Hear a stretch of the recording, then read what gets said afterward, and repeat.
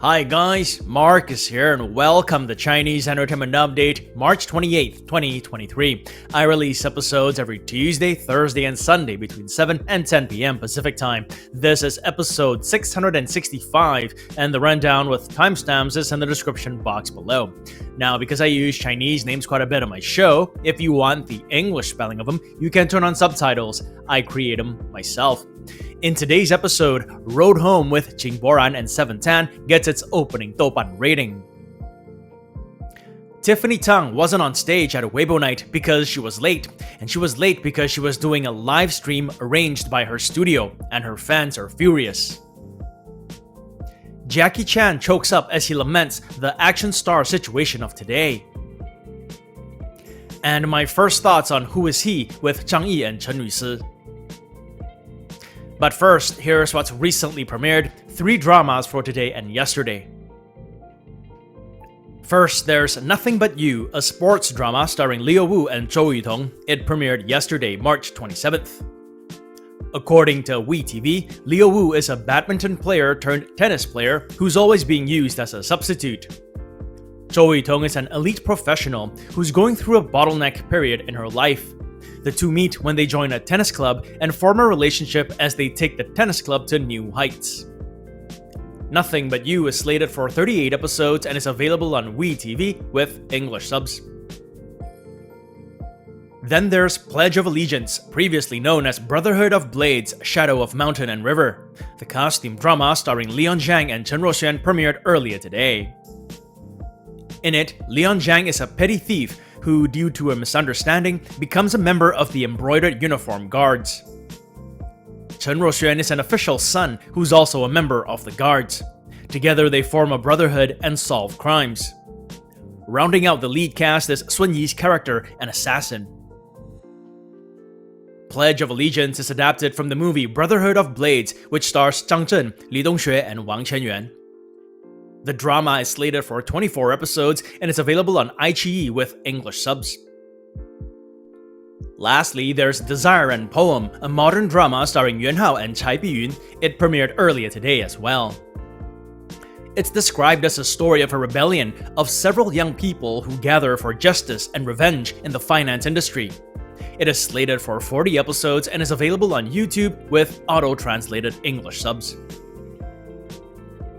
And that's it for recently premiered dramas. Next up, dramas that recently announced their premiere dates. I have just one to update on, and it's Internal Affairs, a Republican-era drama starring Jing Dong and Claudia Wang. Yesterday, they announced the March 30th premiere. Jing Dong last starred in this year's In Spite of the Strong Wind with Song Jia. Claudia Wang, on the other hand, hasn't had a drama air in a while. Her last was 2021's Lucky With You, in which she starred with Johnny Huang. Internal Affairs is set in the 1940s during the War of Resistance and follows an undercover agent played by Jing Dong as he infiltrates the puppet regime. The drama is slated for 40 episodes and will stream on Tencent. That's it for dramas with premiere dates. Next up, Road Home, the romance drama starring Douban and 7 Tan, recently got its opening Douban rating, an average score of 6.0 from about 11,600 ratings. Considering the drama's doing quite well on viewing and popularity charts, it was number 2 last week behind Who Is He. That's a pretty low score. The comment sections on this channel would indicate that quite a few of you are following the drama as well.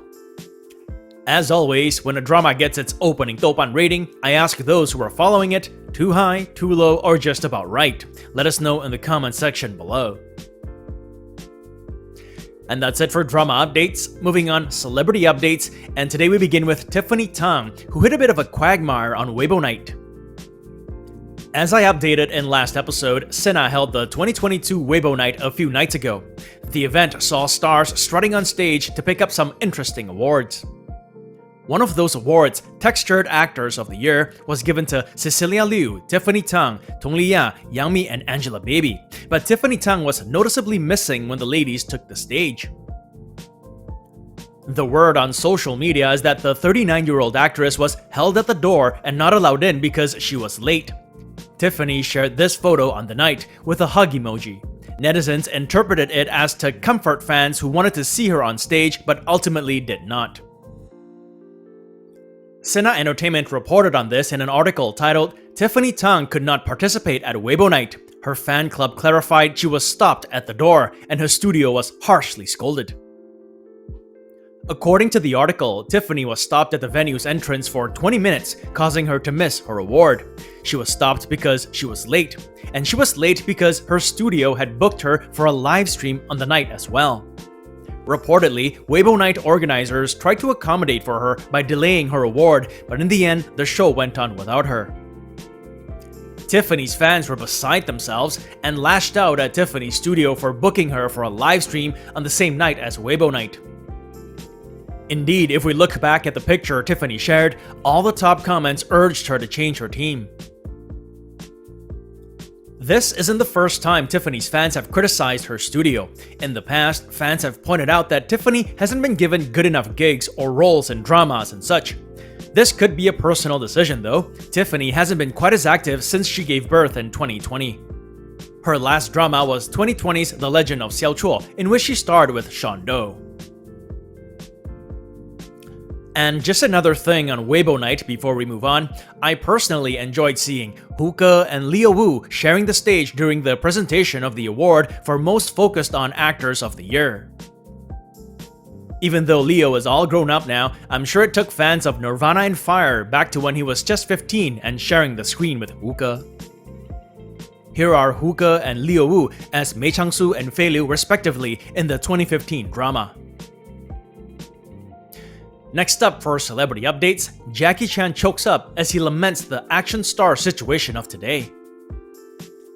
That's according to this recent WA article titled, "Jackie Chan laments that he can't find a successor, insinuates that little fresh meat or young good-looking rising stars use their good looks to command high salaries."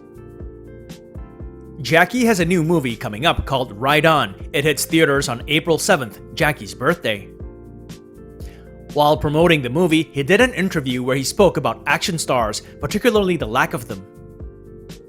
"I'd wanted to look for a second Jackie Chan before the 68-year-old action star began, but it's extremely difficult. The market doesn't need it, and no matter how good your skills are, it's useless. Now you must be good looking. You don't need to be good at fighting. You don't need to be good at acting. You just have to stand there. In today's film industry, will the bosses pour 50, 60 million into a movie for a great talent? No."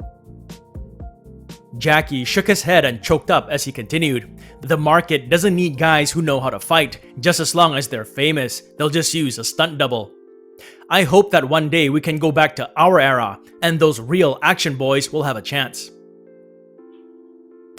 I personally love that era Jackie's talking about, where his brand of action movie reigns supreme. We're talking 80s and 90s Hong Kong cinema. I also think it's highly unlikely that they can go back to that, for a number of reasons. The market is one, like Jackie said. Also, I don't think the personnel is quite there anymore. Anyway, that's a full video essay that I can do on that topic, but now is not the time. Anyway, before we get to our last segment, just to say that this show wouldn't be possible without you guys tuning in, so I thank you all for your support. If you enjoy the content, do like and subscribe, and don't forget to click that notification button for more updates. If you'd like to contribute, consider giving this video a super thanks. It is the heart-shaped button with the $sign below this video. All funds support the show and keep it going. Or you can check out my Patreon page, where for $1 or more a month, you'll have access to perks like recaps, requests, and have your questions answered. On that note, it's Tuesday today, so time for another segment of Where's Marcus At? The title of the segment doesn't refer to where I'm at physically, it refers to where I'm at in the dramas I'm following. I'm currently following one drama. I'm on episode 6 of Who Is He, starring Zhang Yi and Chen Yusi, following it on YouTube where it's available with English subs. I started it last week, and here are some of my quick first thoughts on it. As I watched the first couple of episodes, it was hard not to see the similarities between the case in the drama and the real-life case that shocked Hong Kong not too long ago, the Abby Choi case, may she rest in peace. If you want to read more about it, there's plenty of info online. A number of suspects and their enablers have been arrested. I'll just mention a couple of things I like about Who Is He so far. The first of which is that other than the mystery and intrigue the drama has going for it, there's also drama within the police ranks. It isn't just about a bunch of cops trying to solve a case, there's conflict between the departments, and that totally adds to the plot. But the one thing I'm most impressed with so far is the commitment the actors have shown. There's a scene where Zhang Yi's character and his colleague are searching for clues when they go into a nasty looking ditch. There's no CGI, no replicating the ditch in the studio, the two guys just got down and dirty, and even submerged their head in the water. Yikes. In another scene, the police scour a garbage dump. According to Baidu, that too was a real garbage dump, and the actors had to endure the smell from day to night to film their scenes. It looks like they might have used CGI to enhance the amount of garbage there was, but still, one can only imagine the putrid stench floating in the air. Who Is He is a police procedural with mystery and intrigue. It is well written and well acted from what I can see so far, so check it out if that sounds like something you might be interested in. And that's been another segment of Where's Mark Is At. Before I let you guys go, I want to give a big virtual hug to Regina Boyd, who recently became a patron on my Patreon. Thank you for your support, Regina. And I hope I pronounced your name the way you'd like it to be pronounced. If it's actually Regina, like the way it's more commonly pronounced here in Canada, my apologies. Alright, that brings us to the end of this episode. See you guys Thursday. And as always, stay safe. I wish you clear blue skies, good health, and happiness. Until next time, cheers.